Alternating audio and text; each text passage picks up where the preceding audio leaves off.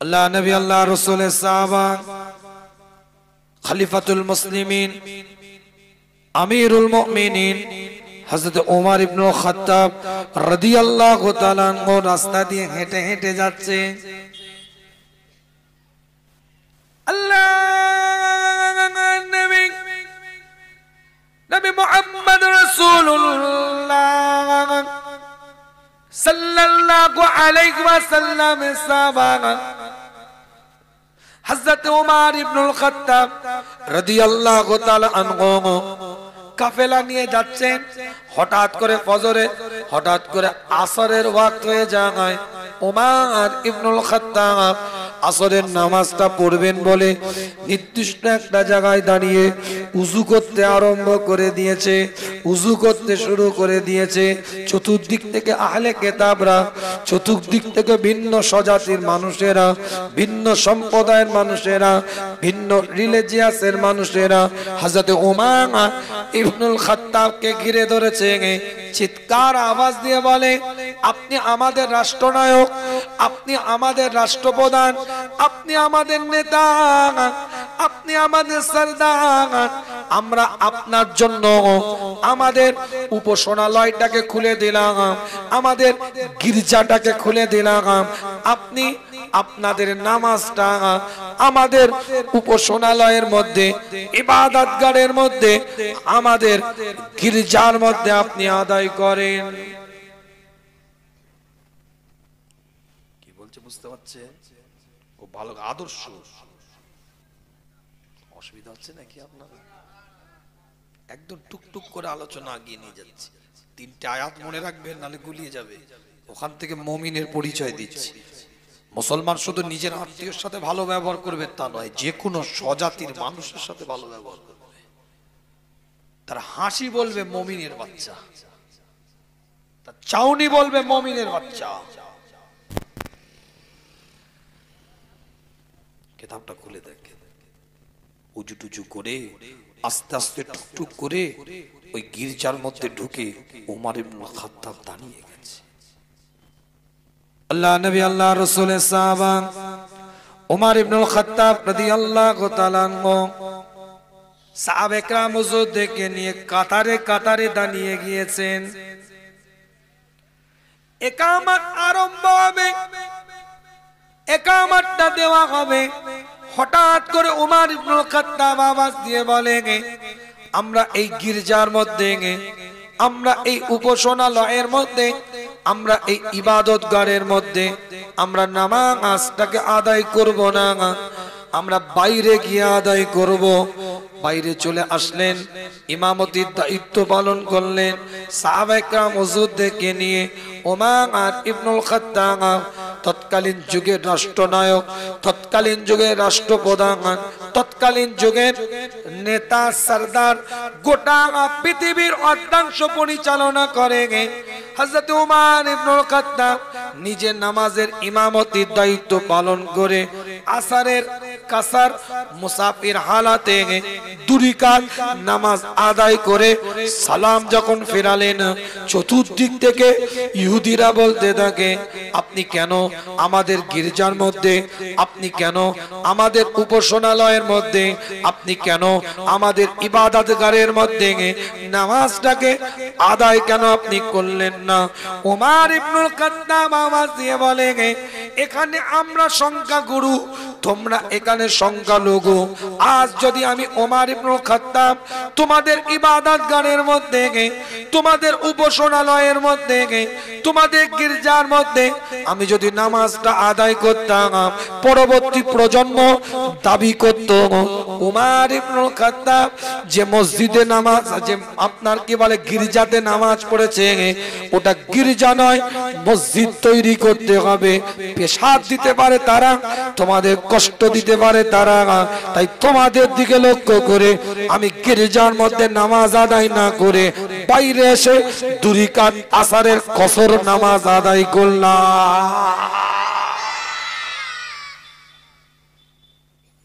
মানবতা আমাদেরকে শিখাবে। আমরা সংখ্যাগুরু, ওমর ইবনে খাত্তাব বলছি, মেজরিটি পার্সেন্ট আমরা এখানে বসবাস করি। তোমরা মাইনরিটি, কম সংখ্যক। আমি ওমর ইবনে খাত্তাব তোমাদের রাষ্ট্রনায়ক, তোমাদের রাষ্ট্রপ্রধান, আমার সম্মানে তোমরা তোমাদের উপাসনালয়টাকে খুলে দিচ্ছ, ইবাদত গাহটাকে খুলে দিচ্ছ, কিন্তু আমি যদি ওখানে নামাজ পড়ে বেরিয়ে আসি, এটা একটা দলিল হয়ে যাবে আমার স্বজাতির মানুষের কাছে, তারা তোমাদেরকে পরবর্তীতে দাবি করতে পারে ওমর নামাজ পড়েছে, আর গির্জা নয় মসজিদ তৈরি করতে হবে, আমার রাষ্ট্রীয় অধীনস্থ তোমরা। এটা যদি আমি করে থাকি, তোমাদের ক্ষতি হলে আল্লাহর দরবারে জবাবদিহি করতে হবে। এটা ইসলাম। কি বুঝাতে পারছি না? বুঝাতে পারি? এটা শরিয়াত, এটা দ্বীন। আল্লাহ নবী আল্লাহ রাসূলের ইন্তেকালের পরে গোটা পৃথিবীর মানুষ যখন মদিনাতুল মুনাওয়ারার দিকে তাকায়, মদিনাতুল মুনাওয়ারার দিকে যখন লক্ষ্য করে দেখে, মদিনাতুল মুনাওয়ারা থেকে যে রাষ্ট্রভাবে যেভাবে প্রচার হচ্ছে, গোটা পৃথিবী ব্যাপী ইসলাম আস্তে আস্তে গ্রাস করে নিবে। শাম দেশে গোয়েন্দা বিভাগের প্রধান মদিনাতুল মুনাওয়ারায় গিয়েছে, মুসলমানদের কর্মকাণ্ডটা দেখবে, মুসলমানদের অ্যাক্টিভিটিসটা দেখবে, মুসলমানদের চিন্তাটা দেখবে, মুসলমানদের টার্গেটটা দেখবে।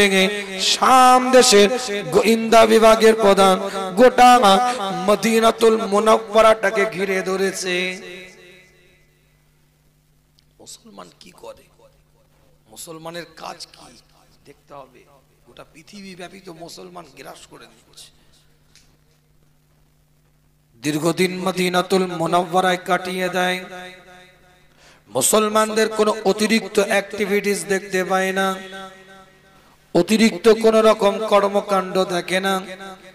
মসজিদে আজান হয়, কাতারে কাতারে মানুষ নামাজের জন্য প্রবেশ করে, নামাজ শেষ হয়ে যায়, যে যার কাজের মধ্যে বেরিয়ে যায়। মুসলমানদের অতিরিক্ত কোন কর্মকাণ্ড তাদের চোখে পড়ে না। শাম দেশে গোয়েন্দা বিভাগের প্রধান মদিনাতুল মুনাওয়ারা থেকে এবার চলে আসবে, বেরিয়ে আসবে মদিনাতুল মুনাওয়ারা বাজারের মধ্যে গিয়েছে। একটা দোকানদার কাছে গিয়ে দোকানদারকে একটা মালের দাম জিজ্ঞাসা করেছে, এই মালটার দাম কত, এই মালটা কত দাম? দোকানদার বলেছে 10 দিরহাম। দোকানদারকে শাম দেশে গোয়েন্দা বিভাগের প্রধান বলে, মালটা আপনি আমাকে দেন।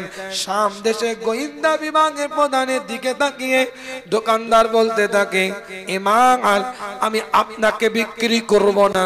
ওই কোণের মধ্যে, ওই গজের মধ্যে, ওই ভিতরে একটা দোকান আছে, আপনি ওই দোকান থেকে মালটা আপনি খরিদ করে নেন, আপনি ওই দোকান থেকে মালটা কিনে নেন। শাম দেশে গোয়েন্দা বিভাগের প্রধান ওই দোকানদারের কাছে গিয়েছে, ওই দোকানদারকে গিয়ে মালের দাম জিজ্ঞাসা করেছে। সে একই দাম 10 দিরহাম বলেছে। দোকানদারের পরিচয় জেনেছে, একটা ইহুদির দোকান। ওই দোকানদারের পরিচয় জানার পরে ওই দোকানদারের কাছে মালটা কিনে নিয়ে মুসলমানের দোকানের সামনে থাকে, আপনি নিজে মালটা কেন বিক্রি করলেন না? একটা অন্য জাতের মানুষ, অন্য স্বজাতির মানুষ, অন্য সম্প্রদায়ের মানুষ, অন্য রিলিজিয়াসের মানুষ, অন্য ধর্মকে মান্যতা দেয়, এমন একজন দোকানে আপনি পাঠিয়ে দিলেন, একটু আমাকে খুলে বলেন। মুসলমান দোকানদার বলতে থাকে, সকাল থেকে আমি যথেষ্ট ব্যবসা করেছি, যথেষ্ট আমি বিজনেস করেছি, আমি লক্ষ্য করে দেখিনি ওই মানুষটা একটাও মাল বিক্রি করতে পারে নাই। সন্ধ্যা লেগে যাচ্ছে, বাজার মার্কেট বন্ধ হয়ে যাচ্ছে, তারও পরিবার আছে, তারও ফ্যামিলি আছে, তারাও চাতক পাখির নাই তাকিয়ে আছে। তাই চিন্তা করলাম, আজকে যদি আপনি এই মালটা আমার কাছ থেকে না কিনে তার কাছ থেকে মালটা কিনেন, আজকের জন্য তার উপকার করা হবে। তাই আমি নিজে মাল বিক্রি না করে আপনাকে তার দোকানে পাঠিয়ে দিলাম। শাম দেশের গোয়েন্দা বিভাগের প্রধান ওই মদিনাতুল মুনাওয়ারার মার্কেটটাই দাঁড়িয়ে চিৎকার আওয়াজ দিয়ে বলেছিল, এটা যদি কোরআনের আদর্শ হয়, এটা যদি শরীয়তের আদর্শ হয়, এটা যদি তোমাদের নবী মুহাম্মদুর রাসূলুল্লাহ সাল্লাল্লাহু আলাইহি ওয়াসাল্লামের আদর্শ হয়, তাহলে তলোয়ারের দ্বারাই নয়, আঘাত করে, জোর করে, কষ্ট দিয়ে, ব্যথা দিয়ে তোমাদেরকে ইসলাম প্রচার করতে হবে না। তোমাদের আদর্শ হয় একদিন तमाम পৃথিবীতে ইসলাম জয় করে নিবে। জোরে বলবেন না? আমরা আদর্শের উপরে দাঁড়িয়ে আছি। কথা কিছু বোঝা যাচ্ছে না? বোঝা যাচ্ছে? আলোচনাটা বোঝেন কোথা থেকে কি আলোচনা মনে আছে তো? ভুলে গেছে। সূরাতুল আনফাল থেকে আলোচনা শুরু, 3 নম্বর আয়াত দিয়ে মুমিনের পরিচয় দিচ্ছিলাম। এখনো কিন্তু সেই আলোচনার মধ্যে মুমিনের পরিচয় মানবতার।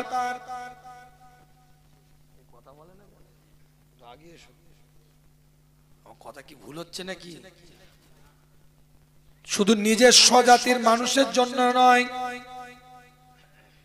আমার ধর্মের, আমার রিলিজিয়াসের মানুষের জন্য শুধু নয়, এনি রিলিজিয়াস পারসন, যে কোনো ধর্মের মানুষ হোক না কেন, সে মানুষ, আপনাকে তাকে মন দিয়ে ভালোবাসতে হবে।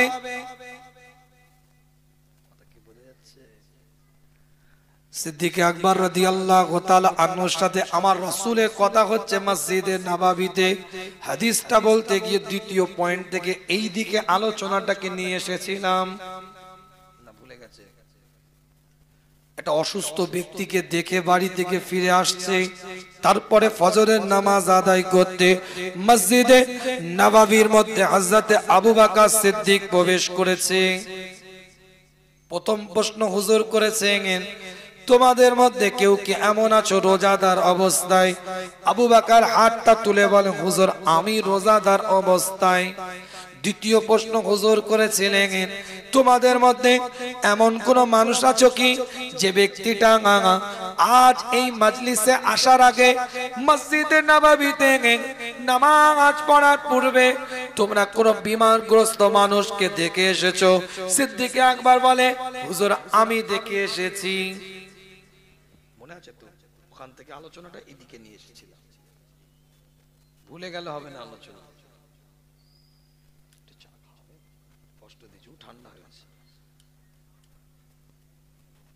কথা কিছু বোঝা যাচ্ছে না? বোঝা যায় না? আলোচনা করবো নাকি না দোয়া করে দেবো? এ ভাঙা গলা নিয়ে যা হচ্ছে তা আমি বুঝতে পারছি। আল্লাহ নবী আল্লাহ রাসূল তৃতীয়বার প্রশ্ন করলেন। গোটা মসজিদের নববীটা ভরা, ফজরের নামাজ আদায় করার পরে আল্লাহ নবী নবী মুহাম্মদুর রাসূলুল্লাহ সাল্লাল্লাহু আলাইহি ওয়াসাল্লাম তৃতীয়বার প্রশ্ন করলেন, তোমাদের মধ্যে কি এমন কোন ব্যক্তি আছে কিনা যে ব্যক্তিটা আমি নবী, আমি রাসূল, আমি মুস্তাফা আমার পিছনে ফজরের নামাজ পড়ার পূর্বে কোন এতিমের গালের মধ্যে খাবারটা তুলে দিয়ে দান করে সদকা করে আমি নবী আমার দরবারে এসেছে, এমন কোন ব্যক্তি কি তোমাদের মধ্যে কেউ আছে? আয়াতটা মনে আছে তো? সূরাতুল আল ইমরানের 134 নম্বর। আল্লাহ কোরআনের মধ্যে বললেন, আল্লাযীনা ইউনফিকুনা ফিস সাররাই ওয়াদ দাররাই, দানের হাতটা উন্মুক্ত থাকবে। সিদ্দিক আকবর সহ গোটা মসজিদে নববী ভরা সাহাবায়ে কেরাম হুজুরদেরকে হুজুর তৃতীয় প্রশ্ন করছে, তোমাদের মধ্যে এমন কোন ব্যক্তি আছে কিনা যে ব্যক্তিটা আমার পিছনে মসজিদে নববীতে ফজরের নামাজের পূর্বে কোন এতিমের গালের মধ্যে খাবারটা তুলে দিয়ে এসেছে, কোন এতিমকে খাইয়ে দিয়ে দান করে সদকা করে এখানে এসেছে। সমস্ত সাহাবাদের দিকে আমার রাসূল তাকায়, সরকারে কায়নাত তাকায়, মদিনাত দুলাল তাকায়, ইমামুল মুরসালিন তাকান, ইমামুল হুদা তাকান, ইমামুল কিবলাতাইন তাকাতে থাকে। হাবিব লবিব তাবিব সাহেবুল জুদ ওয়াল কারাম সমস্ত সাহাবায়ে কেরাম হুজুরদের দিকে তাকান। তাকাতে তাকাতে হযরত আবু বকর সিদ্দিক রাদিয়াল্লাহু তাআলা আনহুর চেহারাটার দিকে চোখটা পড়েছে। আল্লাহ নবী আল্লাহ রাসূলের দিকে লক্ষ্য করে হযরত আবু বকর সিদ্দিক রাদিয়াল্লাহু তাআলা আনহু আস্তে করে মাথা নাড়াচ্ছে, হুজুর আমি এতিমকে খাইয়ে দিয়ে আপনার মসজিদের নববীতে এসেছি।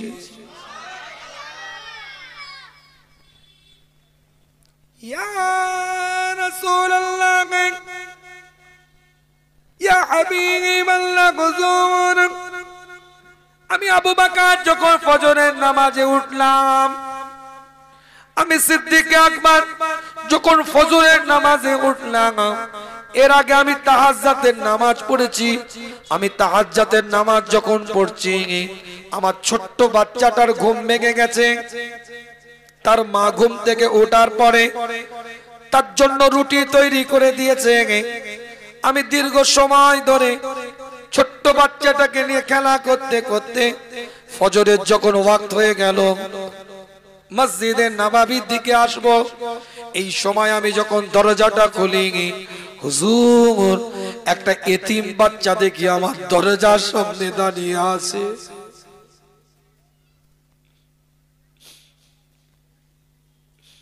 আমি আবু বকর এতিমটার দিকে তাকিয়ে বললাম, এত রাতে কেন তুমি এখানে দাঁড়িয়ে? খোদার তো বাচ্চাটা, আমি আবু বকর আমার চেহারাটার দিকে তাকিয়ে বলে, আবু বকর সারা রাত না খেয়ে তোমার দরজায় দাঁড়িয়ে আছি। সিদ্দিক আকবর রাদিয়াল্লাহু তাআলা আনহু বলে, কেন তুমি আমার দরজাতেই দাঁড়িয়ে থাকলে? ছোট্ট বাচ্চা এতিমটা বলে, আমি জানি যদি খানা কারোর দরবারে প্রথম পাওয়া যায় সেটা আবু বকরের দরজা, তাই আপনার দরজায় আমি এসে দাঁড়িয়ে আছি। হুজুর আমি আবু বকর আমার ওই বাচ্চা যাকে আমার পরিবারের পক্ষ থেকে রুটি তৈরি করে দেওয়া হয়েছিল, আমার ফ্যামিলি যাকে রুটি বানিয়ে দিয়েছিল, ওই এতিম বাচ্চাটার জন্য আমি আমার বাচ্চার প্লেট থেকে একটা রুটি নিয়ে তার গালের মধ্যে খাবার দেওয়ার পরে আমি নবী আমি আবু বকর হুজুর আমি আপনার দরবারে মসজিদে নববীতে ফজরের নামাজের জন্য গিয়ে এসেছি।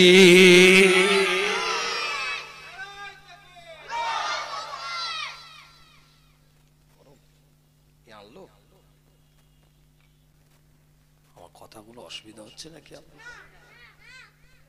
মানবিকতার জায়গা তৈরি করে, মনুষ্যত্ব বোধ তৈরি করে।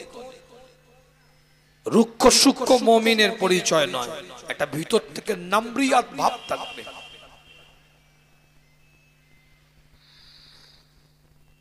আবেগ থাকবে, দরদ থাকবে, মুহাব্বত থাকবে। কিতাবটা খুলে দেখেন, আল্লাহ নবী আল্লাহ রাসূল সাহাবা খলিফাতুল মুসলিমিন আমিরুল মুমিনিন গোটা পৃথিবীর অর্ধাংশ পরিচালনা করে হযরত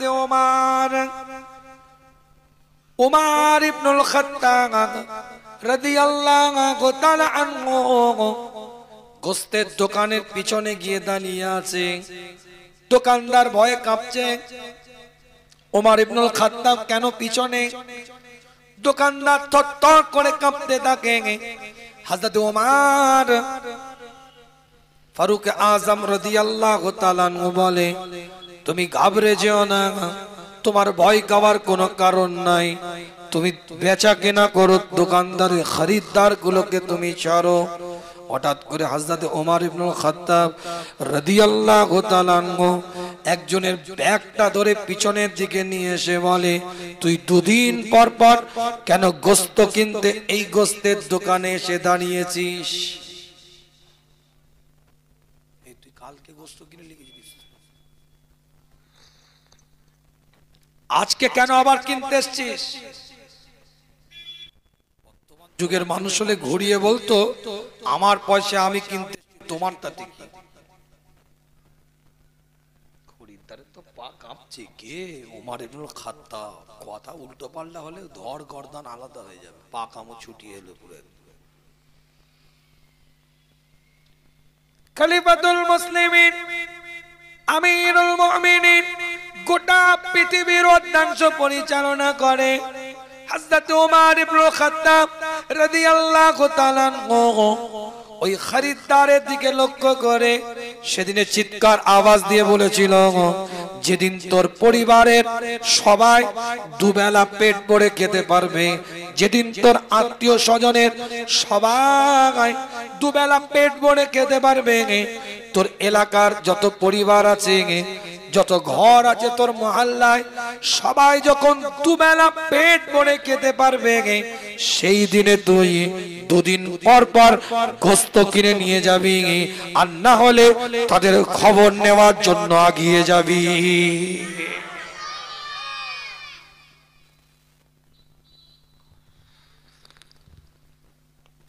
আলোচনা বোঝার চেষ্টা করেন, এক একটা দলিল দিচ্ছি আপনাদের খেদমাতে। ছোট্ট ছোট্ট করে আলোচনাটাকে আগিয়ে নিয়ে যাচ্ছি। আল্লাহ নবী নবী মুহাম্মদ রাসূলুল্লাহ সাল্লাল্লাহু আলাইহি ওয়াসাল্লামের উপরে আল্লাহ আয়াতটাকে নাজিল করে দিলেন। মুত্তাকিন তার পরিচয়টা কেমন হবে, বৈশিষ্ট্যটা কেমন হবে, তার খুসুসিয়াতটা কেমন হবে, সে দান করবে, খায়রাত করবে, সাদকা করবে। দ্বিতীয় নাম্বার বৈশিষ্ট্য, আমি বলি না, কোরআন বলছে ওয়াল কাযিমিনাল গায়জা, ওই ব্যক্তিটা রাগটাকে নিয়ন্ত্রণ করবে। মুমিন রাগ থাকবে এটা নয়, কিন্তু রাগটাকে নিয়ন্ত্রণ করার ক্ষমতা রাখবে। রাগ আছে মানে প্রয়োগ,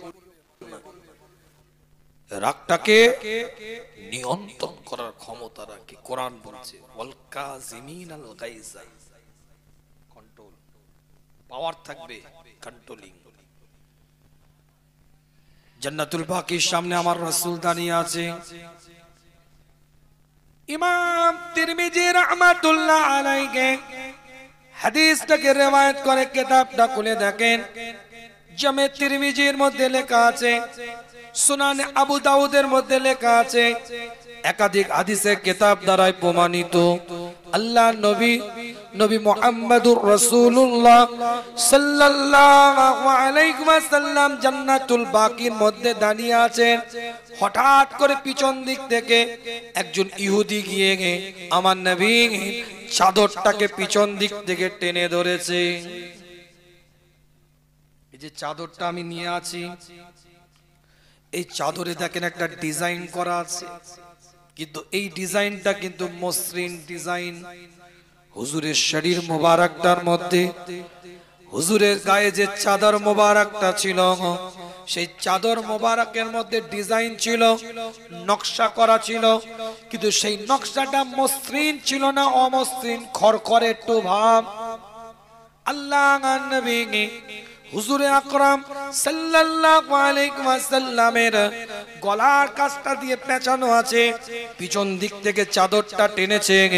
কিতাবের রিওয়ায়াতের মধ্যে পাওয়া যায় আল্লাহর নবী আল্লাহর রাসূলের গলার কাছটা রক্তের মতো লাল হয়ে গিয়েছে।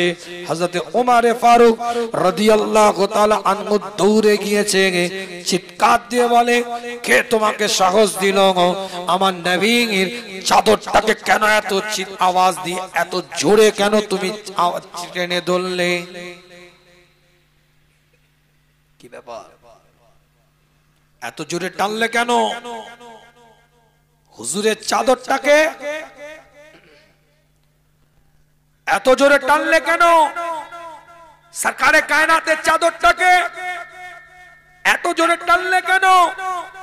ইমামুল মুরসালিনের চাদরটাকে এত জোরে টানলে কেন?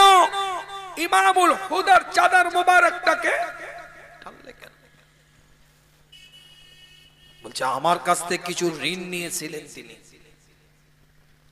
এই ঋণটা পরিশোধ করার দিন 7 দিন বাকি আছে, এটা জানাবার জন্য তিনি বলে এখনো 7 দিন বাকি, আর তুমি জানাবার জন্য হুজুরের চাদর এত দূরে টেনেছো। আরো খেপে গেছে। আল্লাহ নবী, হ্যাঁ ঠান্ডা কেন রেখে যাচ্ছ? ঠান্ডা হও মা,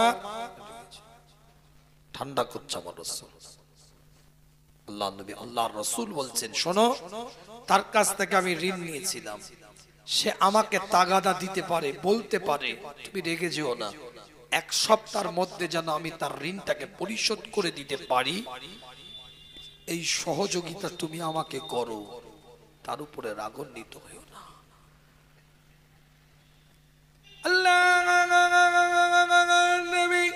নবী মুহাম্মদ রাসূলুল্লাহ সাল্লাল্লাহু আলাইহি ওয়াসাল্লামের এই কথাটা শোনার পরে কিতাবটা খুলে দেখে পরিষ্কার করে লেখা আছে, ওই আহলে কিতাবের মানুষটা, ওই ইহুদিটা চিৎকার আওয়াজ দিয়ে বলতে থাকে, আমি তাওরাতের একজন পণ্ডিত মানুষ, আমি ইনজিলের একজন পণ্ডিত মানুষ, আমি জাব্বুরের একজন পণ্ডিত মানুষ, আমি আহলে কিতাবের একজন বিশিষ্ট বিজ্ঞ দিকপাল পণ্ডিত মানুষ, সব আসমানি কিতাব আমার পড়া আছে, আমি জানি একটা আখেরি জামানার নবী আসবে, শেষ জামানার রাসূল আসবে, খাতামান নবীন হয়ে আসবে, তার পরে কোন নবী, কোন রাসূল, কোন পয়গম্বর দুনিয়াতে আসবে না, সেই নবী আখেরি নবী, শেষ নবী।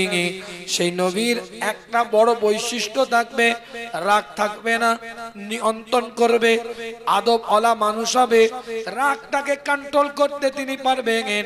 এটা দেখার জন্য হুজুর আপনার চাদরটাকে আমি পিছন দিক থেকে টেনেছিলাম, হুজুর আপনি আমাকে ক্ষমা করবেন, হুজুর আপনি আমাকে ঈমানের কালমাটা পড়িয়ে দেন, শুধু আমাকে নয় আমার গোটা পরিবারকে, হুজুর আপনি ঈমানের কালমাটা পড়িয়ে দেন, শুধু আমার পরিবারকে নয় হুজুর আমার গোটা কওমকে ঈমানের কালমা পড়িয়ে হুজুর আপনি মুসলমান করে দেন।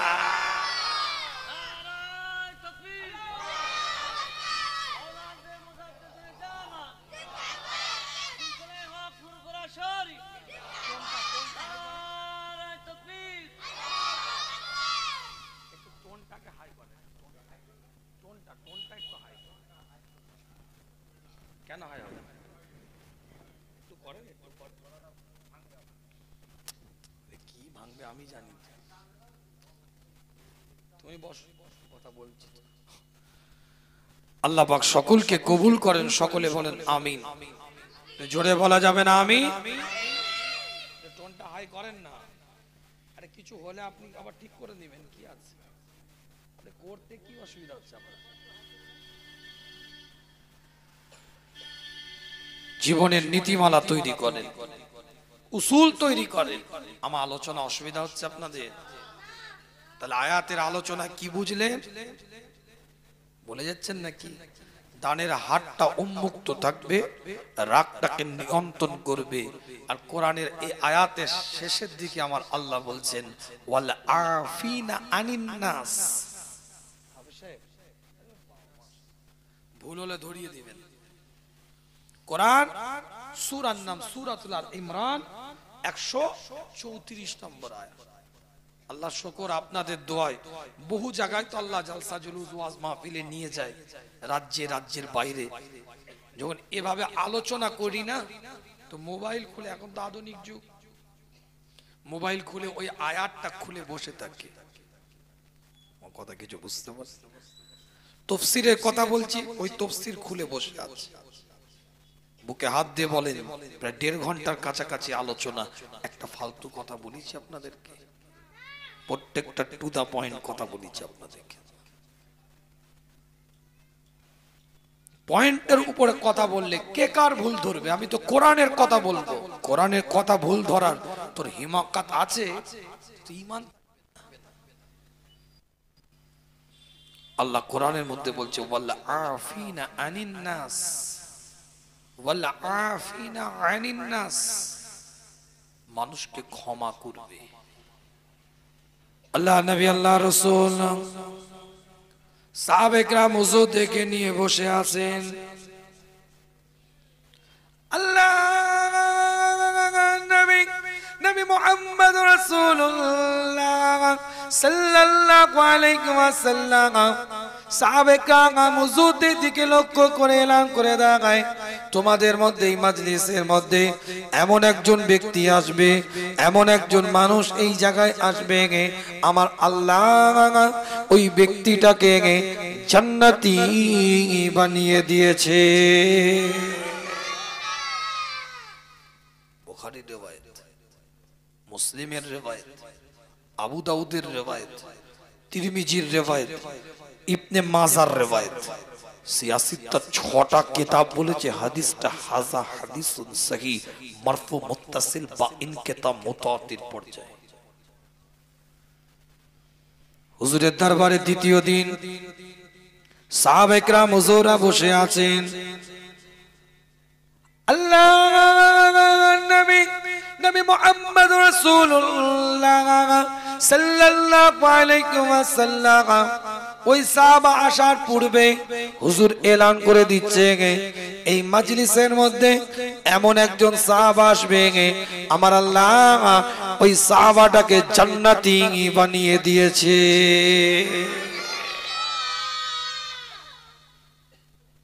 এতগুলো মানুষ বসে আছে, হয়তো সেই মানুষ আসেনি, তার আগেই বলছে। তৃতীয় দিন হুজুর একইভাবে এলান করে দিলেন। কিতাবের রিওয়ায়াতের মধ্যে পাওয়া যায় একজন সাহাবা বেরিয়ে পড়লেন, তার বাড়িতে গিয়ে দেখবে সে কেমন ভাবে ইবাদতটা করে, কেমন ভাবে উপাসনাটা করে, কেমন ভাবে জিকির আজগার করে, কেমন ভাবে মুরাকাবা মুশাহিদা করে, কেমন ভাবে তাসকিয়া নফস করে, কেমন ভাবে নিজেকে ইবাদতের মধ্যে শামিল রেখেছে, কি এমন ইবাদত করে, কি এমন উপাসনা করে, কি এমন জিকির করে, কি এমন ফিকির করে যে আল্লাহর নবী খোদ নিজে 3 দিন পর পর একজন মানুষকে জান্নাতি বলছে। নিশ্চয়ই তার ইবাদতের মধ্যে কিছু বিশেষত্ব থাকবে, কিছু খুসুসিয়াত থাকবে, কিছু আলাদা কিছু বৈশিষ্ট্য থাকবে। সাহাবাদের নেশায় সাহাবারা বেরিয়েছে, আর আমাদের নেশা তো অন্য। পাশের বাড়ির লোক মার্বেল দিয়ে বাড়ি করে ফেলেছে, ওর নেশা ঘুরছে, কি করে হলো অত টাকা?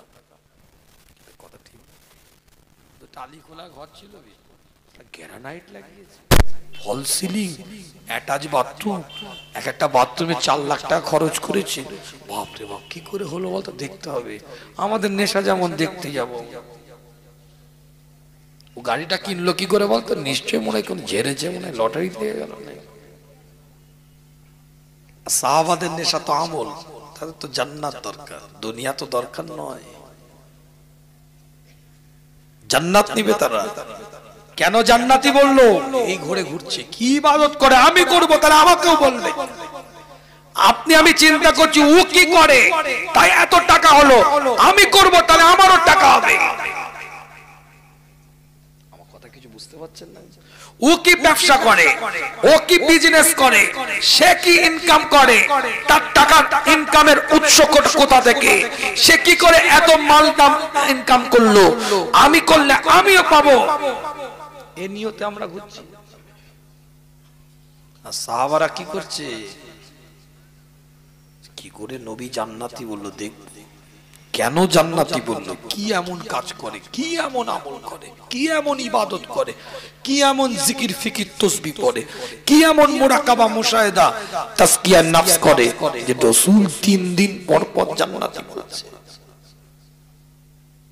3 দিন কাটিয়ে ফেলেছে ওই সাহাবার কাছে, কিচ্ছু দেখতে পায়নি।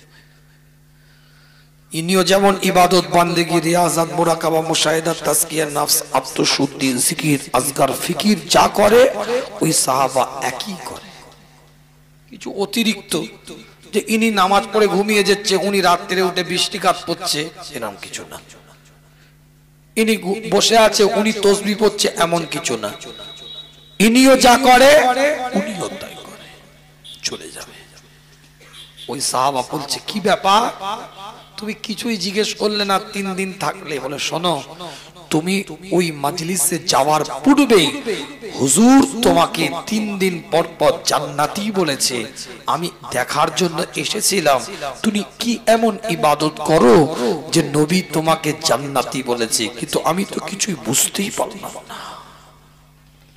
শোনো, সাহাবা বলছে, শোনো, নবী কেন জান্নাতি বলেছে সেটা আমি বলতে পারবো না, কিন্তু আমি প্রত্যেকটা রাত্রিরে নিদ্রা যাওয়ার পূর্বে বিছানা থেকে শুয়ে শুয়ে আমি চিন্তা করি কে আমার সাথে খারাপ ব্যবহার করেছে, আমি তাকে মাফ করে দিই। কে আমার সাথে নোংরা আচরণ করেছে, আমি তাকে মাফ করে দিই। কে আমার বুকে ব্যথা দিয়েছে, আমি তাকে মাফ করে দিই। আমি কারোর প্রতি বদলা নেবার মানসিকতা নিয়ে, কারোর প্রতি আমি কোন রকম প্রতিশোধ নেওয়ার মানসিকতা নিয়ে ঘুমাই না। আমি সবাইকে ক্ষমা করে দিয়ে নিদ্রা চলে যা। হাদিস বলছি, বুখারী মুসলিম। আল্লাহ নবী মুহাম্মদ রাসূলুল্লাহ সাল্লাল্লাহু আলাইহি ওয়াসাল্লামের দরবারে সাহাবে کرام হুজুর এসে বলেন, ইয়া রাসূলুল্লাহ, ইয়া হাবিবাল্লাহ, হুজুর আপনি যাকে 3 দিন পর পর জান্নাতি বলেছেন, আমি তার সোহবতে গিয়েছিলাম, কি এমন অতিরিক্ত ইবাদত করে, কি এমন অতিরিক্ত উপাসনা করে, কি এমন অতিরিক্ত ইবাদতের সাথে নিজেকে জড়িয়ে রাখে, এটা দেখার জন্য আমি 3 দিন পর পর তার কাছে ছিলাম। কিন্তু সে আমাকে বলল, সে যখন নিদ্রা যায় বিছানায় শুয়ে শুয়ে সবারই কথা ভাবতে থাকে, কে তাকে দুঃখ দিয়েছে, কে তাকে কষ্ট দিয়েছে, কে কাকে কষ্ট ব্যথা দিয়েছে, এক একটা মানুষের কথা ভাবতে থাকে, এক একজনের কথা চিন্তা করতে থাকে, আর এক একজনকে ক্ষমা করে ঘুমিয়ে যায়।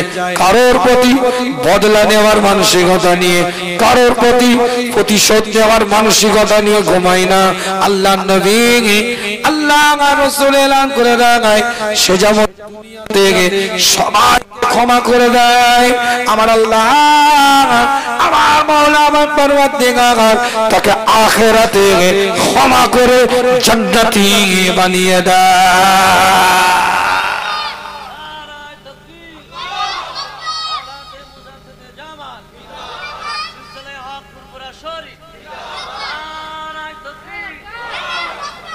দুঃখ তো আমাদের এখানে, নিজে যদি প্রতিশোধ নিতে না পারে, বাচ্চা বাচ্চা ছেলেগুলোর কানে বিষ ঢেলে দিয়ে যায়।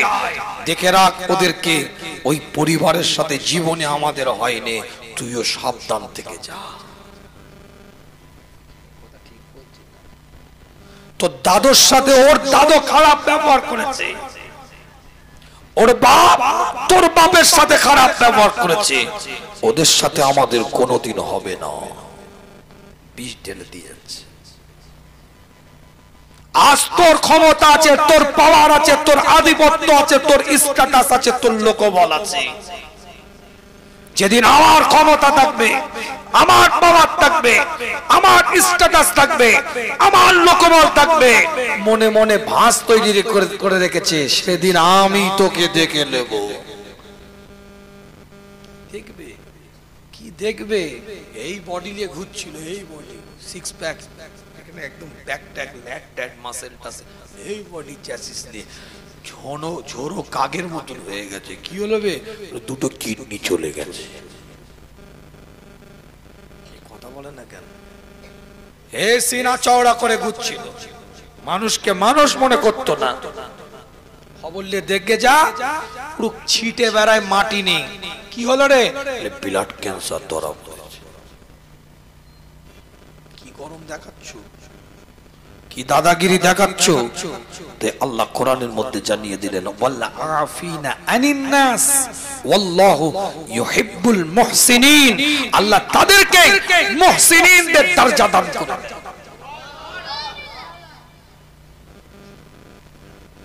কিছু বুঝতে পারছেন? একটা হচ্ছে মুত্তাকি আর একটা হচ্ছে মুহসিনিন, একটা মুমিন একটা মুসলমান, র্যাঙ্ক তবকা। আল্লাহ নবী মুহাম্মদ রাসূলুল্লাহ সাল্লাল্লাহু আলাইহি ওয়াসাল্লাম সাহাবা হযরত আবু বকর সিদ্দিক রাদিয়াল্লাহু তাআলা আনহু, হযরত ওমর ইবনে খাত্তাব রাদিয়াল্লাহু তাআলা আনহু, দুজনের মধ্যে কিছু আলাপ আলোচনা হচ্ছে, কিছু কথোপকথন হচ্ছে।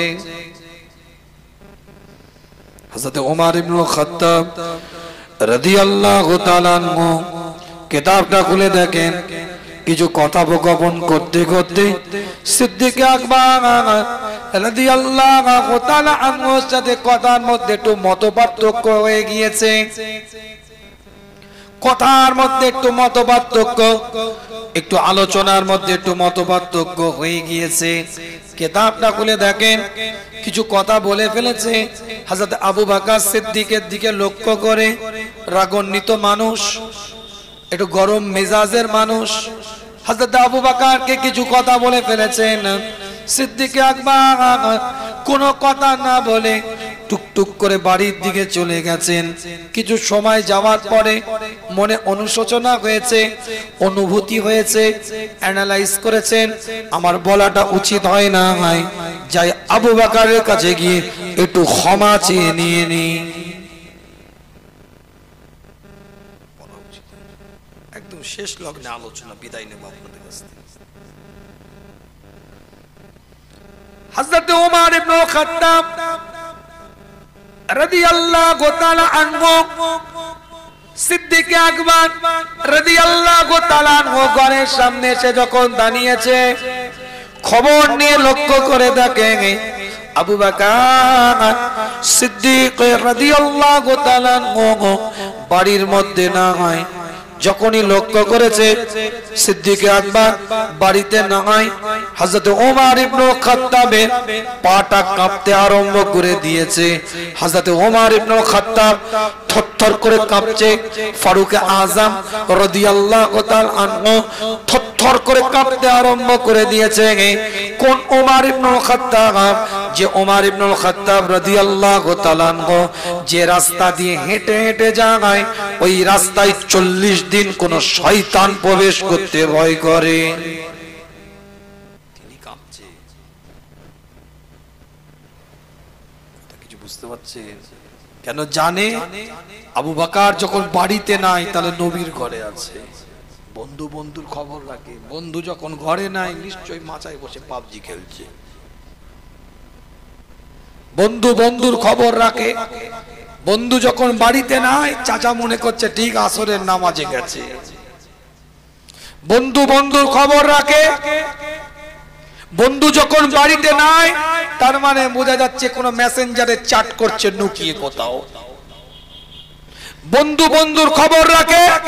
সিদ্দিক আকবর রাদিয়াল্লাহু তাআলা আনহু যখন বাড়িতে নাই, দোস্ত বুঝে গেছে মুস্তাফার বারগায় হাজির হয়ে গিয়েছে আবু বকর। আরো পাকা মাছে কে ওমর? যে ওমরের কথাতে আল্লাহ কোরআনের 22টা আয়াতকে নাজিল করেছে। জোরে বলে আল্লাহ। নবী মুহাম্মদুর রাসূলুল্লাহ সাল্লাল্লাহু আলাইহি ওয়াসাল্লামের দরবারে, হুজুরের দরবারটাই যাওয়ার পরে ওমর ইবনে খাত্তাব রাদিয়াল্লাহু তাআলা আনহু সালামটা দিতে থাকে। আসসালাতু ওয়াসসালামু আলাইকা ইয়া রাসূলুল্লাহ, আসসালাতু ওয়াসসালামু আলাইকা ইয়া শাফিউল মুজনিবিন, আসসালাতু ওয়াসসালামু আলাইকা ইয়া রাহমাতাল লিল আলামিন। কিতাবের রিওয়ায়াতের মধ্যে পাওয়া যায় হযরত আবু বকর সিদ্দিক রাদিয়াল্লাহু তাআলা আনহু আমার নবী মুস্তাফা হুজুরের এতটাই নিকটে, কিতাবের রিওয়ায়াতে পাওয়া যায় হুজুর নিজের হাতটা দিয়ে সিদ্দিক আকবর রাদিয়াল্লাহু তাআলা আনহু নিজের হাতটা দিয়ে আল্লাহ নবী আল্লাহ রাসূলের উরুর উপরে এইভাবে বোলাচ্ছে। কিতাবের রিওয়ায়াতের মধ্যে পাওয়া যায়। আল্লাহ নবী শুধুমাত্র সালামের উত্তরটা দিলেন, আর কোন কথা হযরত ওমরের দিকে তাকিয়ে বললেন না, আর কোন আলোচনা হযরত ওমরের দিকে লক্ষ্য করে করলেন না। দীর্ঘক্ষণ ধরে সিদ্দিক আকবরকে কাছে নিয়ে গিয়ে যেন সান্ত্বনা দিচ্ছে এই রকম মনে হচ্ছে। আর আবু বকর সিদ্দিক রাদিয়াল্লাহু তাআলা নিজের হাতটা দিয়ে হুজুরের উরুর উপরে বোলাচ্ছে। এই রকম দীর্ঘক্ষণ থাকার পরে আস্তে করে আমার রাসূল মাথাটাকে তুলে বলে, উমার তুমি আবু বকরকে তো আমার খাতিরে কিছু নাও বলতে পারতে। বললেন না যে আবু বকরের কোনো দোষ নেই, এটা বললেন না। বা উমার তুমি এত বড় দোষ করেছো, সেটাও বললেন না। খালি বললেন আবু বকরকে তো আমি নবী, আমার খাতিরে কিছু নাও বলতে পারতে, ছেড়ে দিতে পারতে। তুমি জানো না আবু বকরের ব্যাপারে? মক্কার বুকে যখন কেউ ছিল না, উমার তুমিও ছিলে না, তুমিও তখন ঈমানে কালমাটা নাওনি, ওয়াহদানিয়াতের উপরে তুমি তখনও বিশ্বাস করো না। গোটা মক্কা কাফের গুলো আমি নবী, আমি রাসূল, আমি মুস্তাফা, আমাকে চতুর্দিক থেকে ঘিরে ধরেছিল। মক্কার জমিনে এমন কোন ব্যক্তি ছিল না যে আমার পাশে দাঁড়াবে। একা আবু বকর চিৎকার দিয়ে বলেছিল, আজ যদি আমার নবীর কাছে কেউ যেতে চাও, আজ যদি রাসূলের দিকে কেউ আগাতে চাও, মনে রাখবে আমি আবু বকর আমার লাশের উপর দিয়ে তোমাদেরকে যেতে হবে।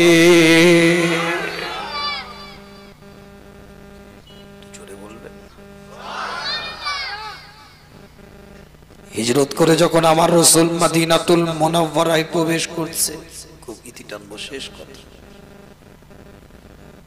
আল্লাহ নবী নবী মুহাম্মদ রাসূলুল্লাহ সাল্লাল্লাহু আলাইহি ওয়াসাল্লাম সাহাবা গারে সুরের মধ্যে, চেহারার মধ্যে হুজুর এমন ইত্যাদি ফায়েজ দিয়েছিলেন, এমন ইলমে লাদুন্নির ফায়েজ দিয়েছিলেন।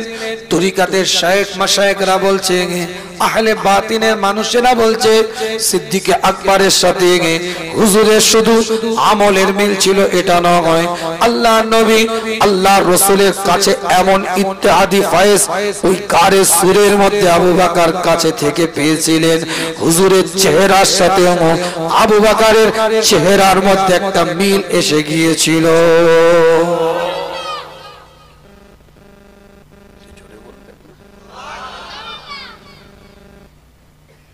শুধু আমলের মিল নয়, আমলে তো থাকতে থাকতে মিল হয়ে গেছে, চেহারার মধ্যে মিল এসে গেছে।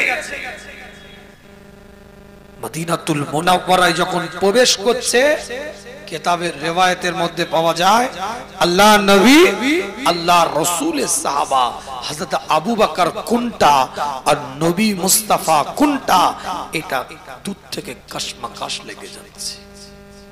হযরত আবু বকর নিজের চাদরটাকে খুলে নবীর মাথার উপরে এইভাবে ঢলে রাখলেন, মদিনার মানুষগুলোকে জানিয়ে দিলেন এটা আকা আর এটা আকার গোলাম আবু বকর। সেই চাদর ধরাটা, হুজুরের সরে আনোয়ারের উপরে ছায়া করাটা আল্লাহ এতটাই পছন্দ হয়ে গেল, আল্লাহ এতটাই ভালো লেগে গেল, কিয়ামত পর্যন্ত আবু বকর সিদ্দিক রাদিয়াল্লাহু তাআলা আনহুর জন্য আমার আল্লাহ সবুজ গম্বুজের তলায় ছায়ার ব্যবস্থা করে দিলেন।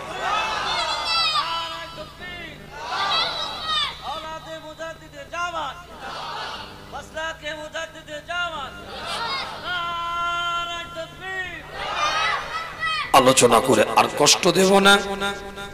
আমি প্রথমেই বলেছিলাম শারীরিক ভাবে খুবই দুর্বল, তারপরেও যে আল্লাহ যে আমার মুখ থেকে কথাগুলো বলিয়ে নিলেন, এটা শুকরিয়া ছাড়া আর কিছু নয়। বিদায় নেব আপনাদের খেদমত থেকে। গুনাহগারের জন্য দোয়া করবেন, আমিও আপনাদের জন্য দোয়া করি। আমি যথাযথ টাইমে এখানে এসেছিলাম, ভাইরা বললেন হুজুর একটু দেরি করে উঠবেন, আপনার শরীর যখন এরাম 15 মিনিট পরে উঠেন, তো 8টা 15 দিকে নিয়ে আসলো ভাইরা, যেহেতু নামাজ চলছিল না কি বললো, আল্লাহ কবুল করেন। এখান থেকে সে ফতুল্লাহ যেতে হবে, ভাই আসবে, আলোচনা করবে। আসে সকলে রাসূলের শানে দাঁড়িয়ে একটু সালাতুস সালাম পাঠ করে নি। ইয়া নবী সালাম